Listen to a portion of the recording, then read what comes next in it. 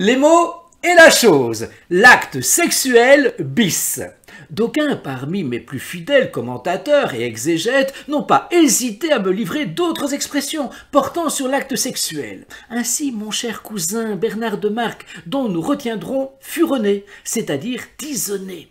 Cette affirmation se voit corroborée par Paul Maillot lui-même, qui, dans son lexique picard, parle du furon, le tisonnier. Cette recherche ne mettait cependant pas en doute l'érudition de mon cousin, bien sûr.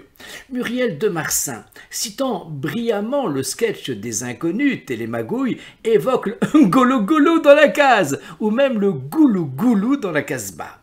Raymond Beck, qui est non seulement un mathématicien, mais aussi un érudit et un jardinier émérite, souhaite partager son « planter le poireau », expression entendue dans le village de la grand-mère de son épouse. Michel Fontaine reprend une expression digne des ostéopathes. Crac-crac, faire crac-crac, sans trop dessouder, nous osons en tout cas l'espérer. Dans nos propres petites recherches, nous avons encore trouvé coucher avec, avoir des rapports, faire la bête à deux dos, voir la feuille à l'envers, au sens de se sentir joyeux, voir la vie du bon côté, besogner, culbuter, défourailler, c'est-à-dire dégainer, faire des galipettes. On trouve encore et toujours mettre une bûche, et ce n'est pas fini, j'ai encore trouvé bivouaquer dans la crevasse, bouillaver, calcer, chafouiller, couchailler, cravacher le pur sang, croquer la pomme, exploser le terrier, faire sprinter l'unijambiste, grivoiser, mettre la quenelle dans le shaker, planter le javelot dans la moquette, prendre une brosse, queuter, ratisser le bunker, récurer la marmite, se désenclaver la péninsule, se pogner, tirer sa crampe, tremper sa nouille.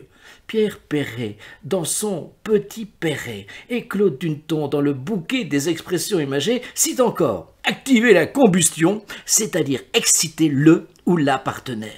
L'amour à la papa, c'est-à-dire pratiquer bourgeoisement, sans surprise. Baguette, filer un coup de baguette, lui enfiler un coup dans les baguettes, toujours pour énoncer le fait de posséder quelqu'un charnellement. Mais encore, brosser, aller à la cacasse, caramboler, la mettre au chaud, enjamber, se la mettre sur le bout, en foutre une pétée. Lorsqu'on éprouve une intense jouissance amoureuse, avoir les pieds en bouquet de violettes. On évoque encore les violettes lorsqu'on atteint l'orgasme, avoir les nougats en bouquet de violettes. Il faudrait demander le sens de ces expressions à un jardinier tout à fait expérimenté, n'est-ce pas ?